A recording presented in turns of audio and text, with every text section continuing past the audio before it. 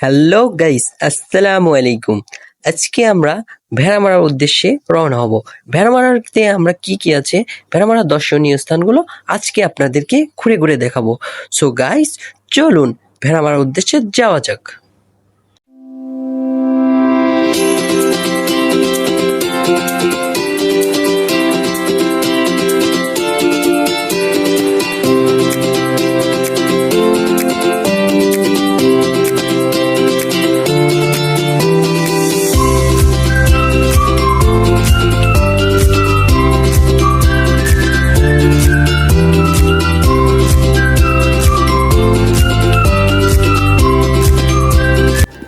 চলে আসলাম আমরা ৩ নম্বর ব্রিজের কাছাকাছি।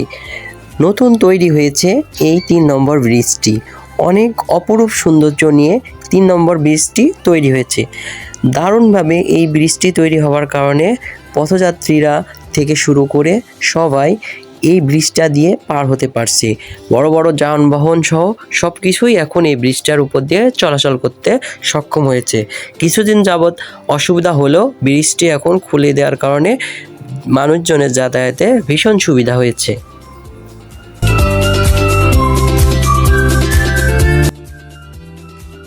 ভেড়ামারা শহরে ঢোকার মুখে আপনাকে এই রেলগেটটি পার হতে হবে। এই দক্ষিণ রেলগেটটি ভীষণ ব্যস্ত, কারণ কিছুক্ষণ পরপরই ট্রেন যাওয়ার কারণে এই রেলগেটটি ব্যস্ত হয়ে যায় এবং এখানে মাঝে মাঝে প্রচুর পরিমাণ জ্যামে পড়তে হয়। রেলগেটটি পার হওয়ার মাধ্যমে আমরা ভেড়ামারা শহরের মধ্যে প্রবেশ করলাম।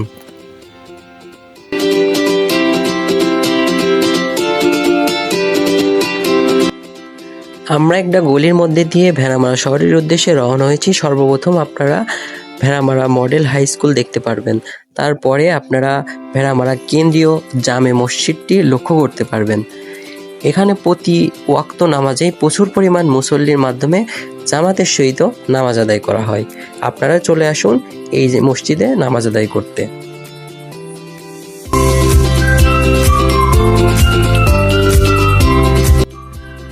এবার আমরা চলে আসলাম স্টেশনে। ভেড়ামারা প্ল্যাটফর্মে চলে এসে আমরা প্রথমেই লক্ষ্য করতে পারলাম ঢাকা থেকে ছেড়ে আসা খুলনাগামী ট্রেনটা খুলনার উদ্দেশ্যে রওনা হয়েছে। আমরা ওভারব্রিজের উপরে আছি বর্তমানে। ওভারব্রিজ থেকে ভেড়ামারা পুরো শহরটা আপনারা দেখতে পারবেন।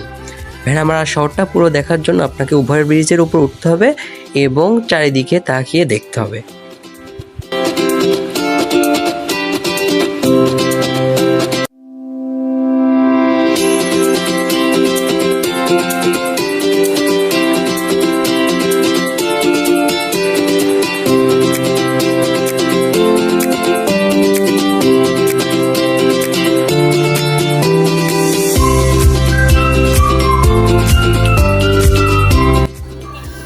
এই ব্রিজটি দেখছেন, এই ব্রিজটি হচ্ছে ভেড়ামারা শহরের সবচেয়ে পুরনো একটি ওভারব্রিজ।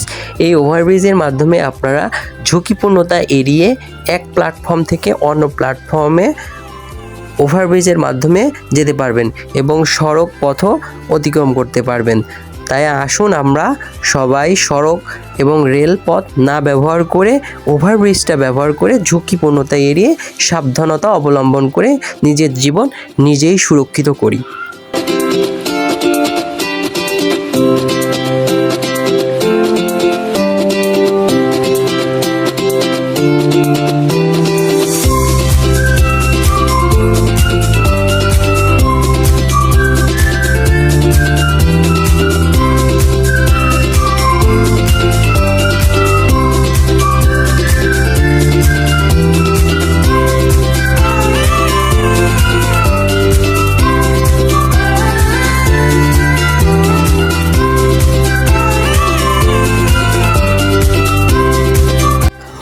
অনেক তো ঘোরাঘুরি হলো, চলুন এবার কিছু খাওয়া যাক। চলে আসলাম আমরা ভেড়ামারার বিখ্যাত খাসির ঘুগনি খেতে। মামাকে বললাম সুন্দর করে ঘুগনি দিতে। মামার ঘুগনিটা আসলেই অনেক সুন্দর ছিল, দেখতেও দারুণ এবং অনেক বড় বড় পিস দিয়েছিল। আপনারা এখান থেকে 30 টাকা এবং 50 টাকা বাটি করে ঘুগনি খেতে পারবেন।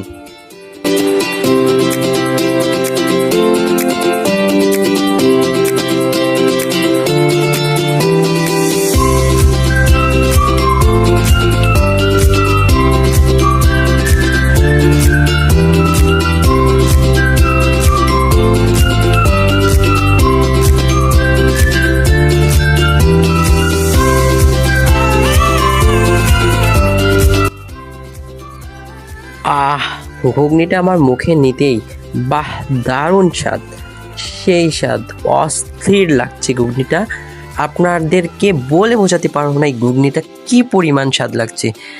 অনেক সুন্দর হয়েছিল, মামার হাতে আসলে টেস্ট আছে, আপনারা এসে ট্রাই করতে পারেন।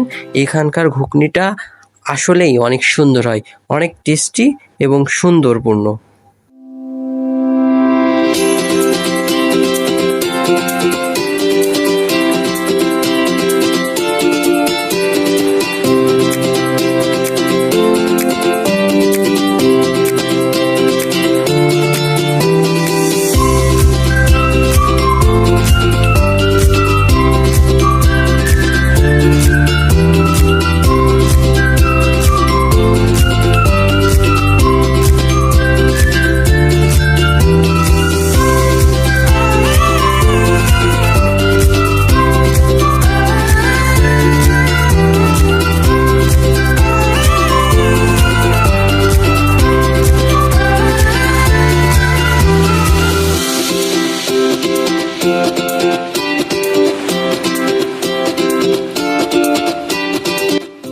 ভেড়ামারা শহরে কেউ এলে মিষ্টি কিনতে হলে আপনাকে অবশ্যই এইখানে আসতে হবে।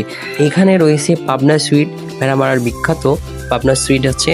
এখানে বিভিন্ন ধরনের সুইটস আছে, আপনারা চাইলে এখান থেকে মিষ্টি নিয়ে আপনাদের মেহমানদের বাসাতে যেতে পারবেন। সো আজই চলে আসুন ভেড়ামারা শহরে এবং উপভোগ করতে থাকুন ভেড়ামারা শহরটি।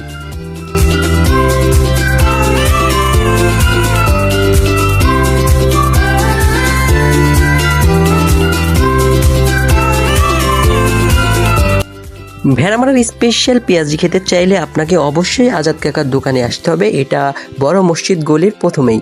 এখানে না আসলে আপনারা মিস করবেন। এখানে সবচেয়ে টেস্টি এবং সুস্বাদু সম্পূর্ণ পেঁয়াজও তৈরি করা হয়। একবার খেলে আপনার বারবার খেতে মন চাইবে এই পেঁয়াজিগুলো। সো চলে আসুন পেঁয়াজি খেতে আজাদ কাকার দোকানে। এখান থেকে আপনারা যে কোনো অনুষ্ঠানের জন্য ফুল কিনতে পারবেন। আমরা চলে এসেছি থানার সামনে ভেড়ামারা গোডাউন মোড়। এখানে বড় একটি বাজার রয়েছে, আপনারা চাইলে এই বাজারটা ঘুরে দেখতে পারেন। সো গাইস, আজকে এই পর্যন্তই। যদি আমাদের ভিডিওটা ভালো লেগে থাকে তাহলে অবশ্যই লাইক, কমেন্ট এবং সাবস্ক্রাইব করতে ভুলবেন না। এবং আবার আপনাদের সাথে দেখা হবে পরবর্তী কোনো ভিডিও নিয়ে। আপনারা সবাই কমেন্ট করুন, লাইক দিন এবং শেয়ার করে দিন। ধন্যবাদ।